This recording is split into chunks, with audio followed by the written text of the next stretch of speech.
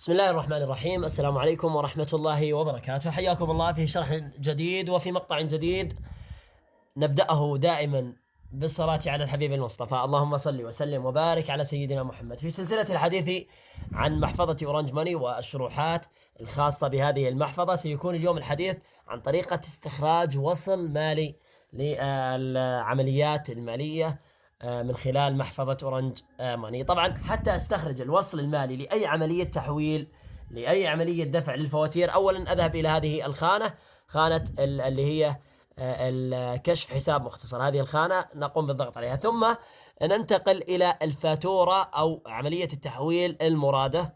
مثلا هذه العملية من خلال فواتيركم، نقوم بالضغط مثلا، أو من خلال هذه العملية نقوم بالضغط على الثلاث نقاط الموجودة هنا.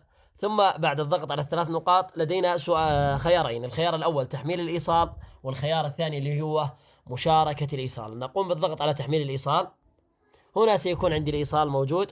إما نقوم بمشاركة هذا الإيصال، هو اللي هو عبارة عن وصل مالي، أو تحميل الإيصال. إذا أردت تحميل هذا الإيصال على الهاتف أقوم بالضغط على تحميل الإيصال، وإذا أردت مشاركة هذا الإيصال مع أي جهة عبر واتساب، عبر فيسبوك، عبر أي تطبيق، أقوم بالضغط على مشاركة الإيصال. مثلا هنا سيظهر لي الأشخاص الموجودين لدي على الواتساب، على الفيسبوك، على جميع التطبيقات المتاحة، وهنا بإمكاني تحميل هذا الإيصال.